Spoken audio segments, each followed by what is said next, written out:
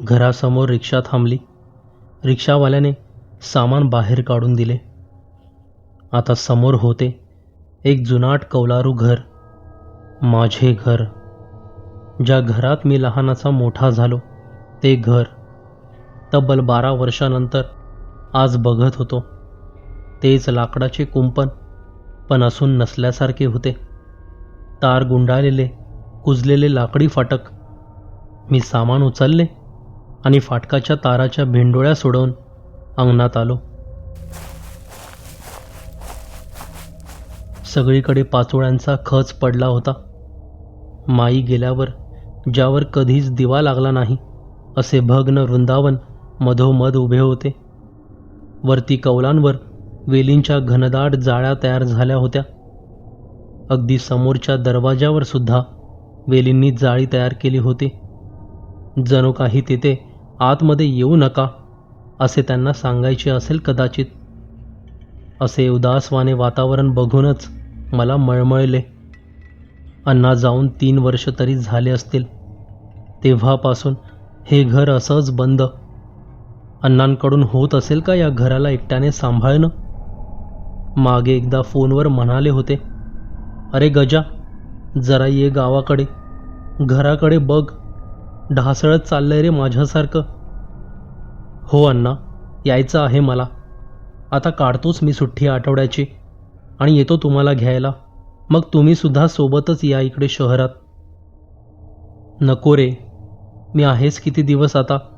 बस तू ये. दिवाळीत येतोस का? घराचं काम काढतो तू येत असशील तर. अण्णा, तुम्ही एखादा भाडेकरू का नाही ठेवत? तेवढीच तुम्हाला सोबत आणि घराला हात लागले तर चांगलं तरी राहील ना. त्यावर अण्णा म्हणाले, गजा, या घराला फक्त माझी आणि तुझीच सवय आहे रे. सुरुवातीला तुझी माई होती, पण देवाला आमचा संसार काही बघवला नसावा. ती गेली आणि तिच्यानंतर तू आलास या घरात दत्तक म्हणून. त्यानंतर तुला मोठं होताना आणि मला म्हातारं होताना या घराने बघितलंय रे. अजून कोणालाही बघायची सवय नाही रे याला. तू ये लवकर, घर भरून जाईल बघ. अण्णांचं बोलणं ऐकून मी म्हणालो, नक्की प्रयत्न करतो अण्णा. पण ती दिवाळी गेली. त्यानंतर 3-4 दिवाळी गेल्या, पण माझं काही जाणं जमलं नाही. अण्णांचा फोन यायचा अधेमध्ये. गावाकडच्या गोष्टी सांगायचे, घर खराब होतंय म्हणायचे.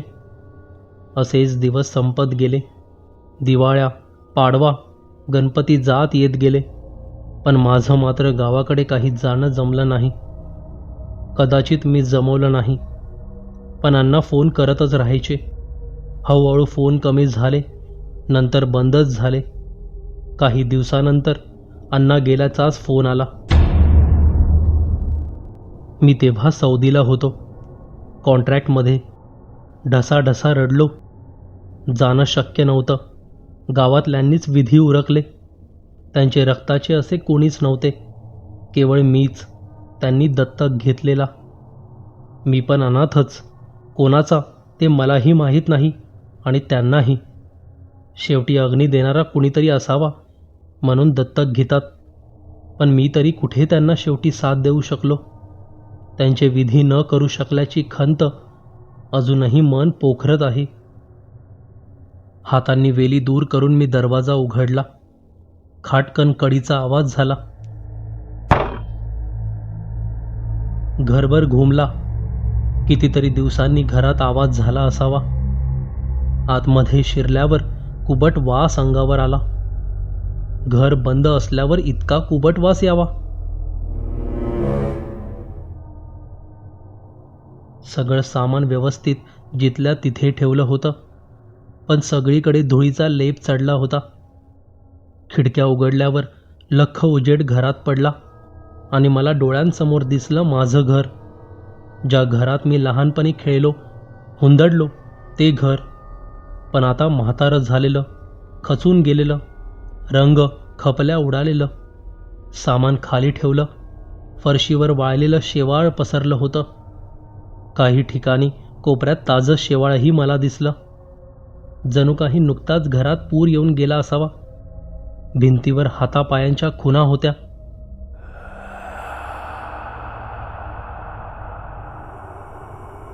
कोणाच्या असाव्यात या खुणा?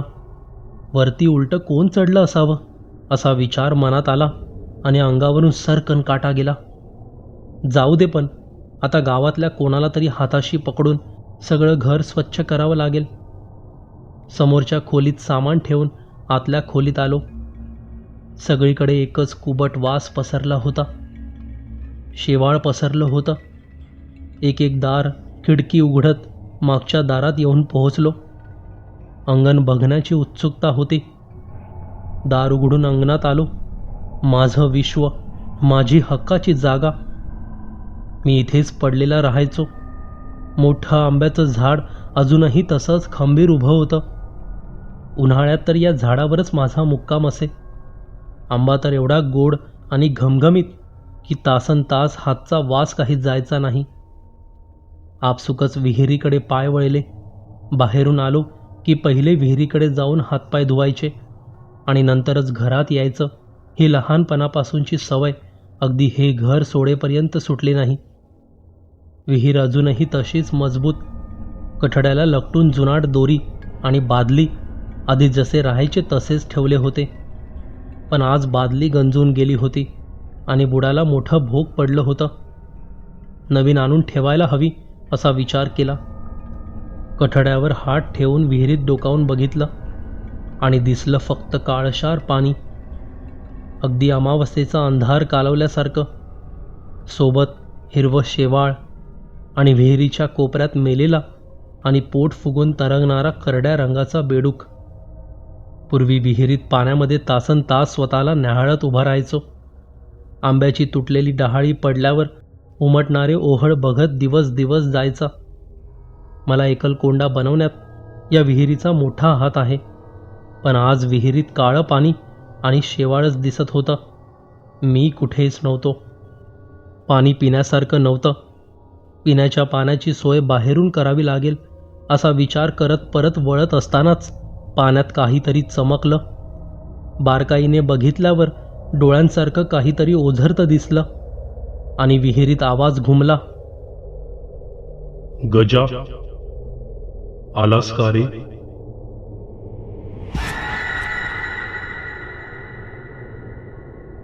मी जागच्या जागी हादरलो. अण्णांचा आवाज होता तो.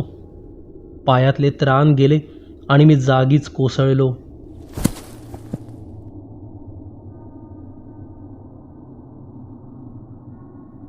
गजा, अरे गजा, अरे डोळे उघड. कधी आलास? कोणीतरी तोंडावर पाणी मारलं. डोळे उघडले तेव्हा मालती आजी बाजूला बसल्या होत्या. मालती आजी म्हणजे आमच्या शेजारी राहतात. अरे कधी आलास तू? अरे दरवाजा उघडा दिसला म्हणून आमच्या गण्याने आत येऊन बघितलं तर दारं खिडक्या सताड उघड्या. मागे अंगणात त्याला तू दिसलास पडलेला. मालती आजी, मला विहिरीमधून अण्णांचा आवाज ऐकू आला. मी आजींना म्हणालो, काय सांगतोस काय? हो, अगदी अण्णांचा आवाज.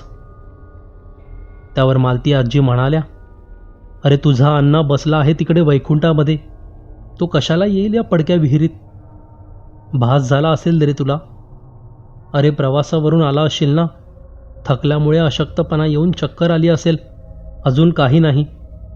चल माझ्या घरी आणि 2 घास खाऊन घे, बरं वाटेल तुला. आणि तिकडेच झोप आज. इकडे धुळीमध्ये कुठे झोपशील? त्या रात्री मालती आजीकडेच झोपलो, पण डोक्यात नुसतीच ती विहीर, ते आपल्याकडे लुकलुकणारे डोळे आणि तो आवाज फिरत होता. पण शेवटी मनाची समजूत घातली की खरंच थकव्यामुळे आपल्याला भास झाला असावा. असं कधी होत नसतं. दुसऱ्या दिवशी उठून मालती आजीकडूनच चहा नाश्ता करून पुन्हा घरात गेलो. गावातल्या एकाला हाताशी धरून पूर्ण घर स्वच्छ करून घेतलं. वाळलेलं शेवाळ खरडून काढावं लागलं. बाकी सामानाची लावालाव करून घेतली. आता घर माणसात आलं होतं, राहण्यासारखं झालं होतं. 4 दिवसांकरता का होईना मी ते शहरातलं निर्जीव अपार्टमेंट सोडून माझ्या स्वतःच्या घरात राहणार होतो. पण माझं अंगणात जाण्याचं धाडस अजूनही होत नव्हतं. सारखा अण्णांचा आवाज डोक्यात फिरत होता. खरंच अण्णांचा आवाज असेल का तो? संध्याकाळी गावात फेरफटका मारून आलो. तब्बल 14 वर्षांनी गाव बघत होतो, पण पूर्वीसारखा आपलेपणा गावात जाणवत नव्हता. मातीची घरं जाऊन सिमेंटची घरं दिसू लागली. मंदिरातही जाऊन आलो. गावदेवाचं मंदिर. बाहेर निघाल्यावर तीर्थ द्यायला दामले काका उभे होते. दामले काका म्हणजे आमच्या अण्णांचे खास मित्र.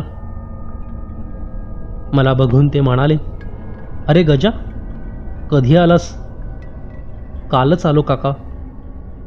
मोठा झालास रे, बाहेर देशात असतोस ना? अण्णा सांगायचा. हो काका, मी म्हणालो. वाईट झालं बघ अण्णाचं. तू यायला हवा होतास रे शेवटी. तुझी आठवण काढत काढत गेला बघ. शेवटच्या दिवशी तर तुझाच दोषा. शून्यामध्ये डोळे लावून सारखा गजाननला बोलव, गजा आला का, असं म्हणत म्हणत गेला बिचारा. दामले काकांचं बोलणं मी खाली मान घालून ऐकत होतो.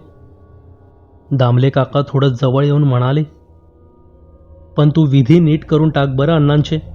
गाववाल्यांनी घाईघाईतच उरकून टाकलंय सगळं.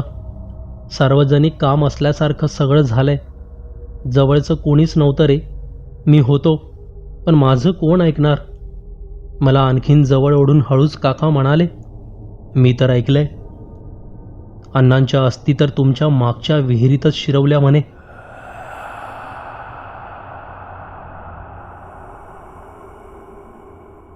हे ऐकून मनात धस्स झालं. खरंच खूप मोठी चूक केली आपण. आपणच त्यांच्या हक्काचं होतो, अधिकाराचं होतो. प्रसंगी नोकरी सोडून यायला हवं होतं. माझ्या मनात विचार आला आणि मी तसाच घरी परतलो. मन भरून आलं होतं. आतमधल्या आतमध्ये खात होतं, आपण खूप मोठी चूक केली. अण्णांची शेवटची इच्छा आपण पूर्ण करू शकलो नाही. अण्णांचे विधीसुद्धा नीट होऊ शकले नाहीत. मग अर्थ काय माझ्या असण्याचा आणि नसण्याचा? उशीमध्ये तोंड खुपसून रडलो. खूप वर्षांनी आज पुन्हा अनाथ असल्याशी जाणीव व्हायला लागली. तसंच रात्री केव्हा तरी झोप लागली. 1:30च्या आसपास वाजले असावेत. गालांवर बर्फासारखा स्पर्श झाला. कपाळापासून अगदी हनुवटीपर्यंत कुणीतरी थंडगार ओला हात फिरवत होतं. किती उशीर लावलास रे बाळा यायला? किती वाट पाहायला लावतोस? अण्णांचा आवाज स्पष्ट, भेसूर आणि अगदी कानाजवळ येऊन पुटपुटल्यासारखा. झटक्यात उठून बसलो. आजूबाजूला कोणीही नव्हतं, पण नक्कीच अण्णा होते. हा भास तर नक्कीच नव्हता. थंडीतही मला एकदम 2 ते 3 क्रोसिन घेतल्यासारखा दरदरून घाम फुटला. अंथरूण घट्ट धरून बसलो होतो. काही वेळ कोणीतरी आतल्या खोलीत चालत असल्याचा आवाज होत होता. नंतर मागच्या अंगणाच्या दाराचा उघडण्याचा आणि बंद होण्याचा खाटकन आवाज आला. उठून बघण्याची माझी हिंमतच नव्हती. मी तसाच पलंगावर निपचित पडून होतो. दातखिळी बसली होती. अजूनही गालांवर थंडगार स्पर्श तसाच जाणवत होता. हात लावून बघितल्यावर हाताला पाणी लागलं. हिरवट पाणी, अगदी मागच्या विहिरीतल्यासारखं. दुसऱ्या दिवशी पहाट झाल्यावर उठलो. सगळ्या घरात शेवाळ पसरलं होतं, आधीसारखं. तसाच बाहेर पडून मालती आजी दामले काकांना बोलावून घेतलं. त्यांना सगळं सांगितलं. दोघांचाही चेहरा पांढरा फटक पडला. दोघांचंही म्हणणं पडलं की अण्णांना मुक्ती मिळाली नसावी. माझ्या हातूनच श्राद्ध व्हायला हवं, तशीच त्यांची शेवटची इच्छा असावी. त्याच दिवशी ब्राह्मणाला बोलावून आणि गावातल्या 5-6 लोकांना बोलावून श्राद्ध केलं. ब्राह्मण पूजा सांगत होते आणि मी ते यंत्रवत करत होतो. माहीत नाही का, पण अश्रूंच्या धारा सतत सुरू होत्या. आज अण्णांमुळे हा हक्क मला मिळाला होता. नाहीतर होतं कोण माझं, ज्यांचं श्राद्ध मी करेल? आणि अण्णांचंही कोणीच नव्हतं जो त्यांचं श्राद्ध करेल. आम्हीच होतो एकमेकांसाठी, म्हणून ते थांबले असावेत माझी वाट बघत. सगळी पूजा आटपल्यावर सगळे आपापल्या घरी निघून गेले. मालती आजी पण जाताना डोक्यावर हात ठेवून, आता सर्व नीट होईल रे बाळा, आता काही काळजी करू नकोस, असं म्हणत घरी गेल्या. आता घरात उरलो पुन्हा मीच एकटा. पूजेचं सामान खोलीभर विखुरलं होतं. आवरायचे त्राण मुळीच नव्हते, पण पाठीमागचं दार खुणावत होतं. तिकडे जाऊन बघायची हिंमत मुळीच नव्हती. तरीही पाठीमागे गेलो. भलं मोठं झाड, अंगणात पडलेला पाचोळा, विहीर, दोरी, फुटलेली बादली, सगळं तिथेच जसंच्या तसं जागेवर होतं. विहिरीकडे गेलो. धीर एकटवून आतमध्ये बघितलं. तेच हिरवट पाणी, शेवाळ साचलेलं, पण त्यात मी आज स्वतःला बघू शकत होतो, नेहमीसारखा, जसं पूर्वी बघायचो. पण कोपऱ्यातला तो करड्या रंगाचा मेलेला बेडूक मात्र आज नव्हता. कदाचित मुक्ती मिळाली असावी त्याला सुद्धा.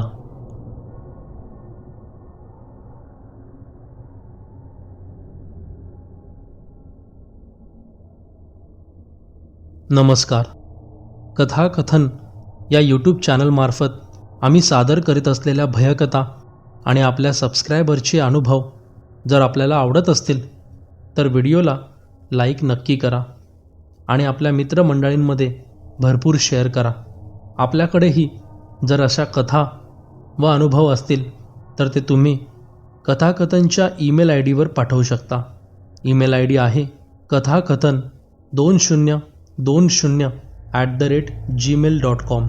तसेच कथा व अनुभवांच्या नवनवीन अपडेट्ससाठी आपल्या फेसबुक आणि इंस्टाग्राम पेजला नक्की फॉलो करा. धन्यवाद.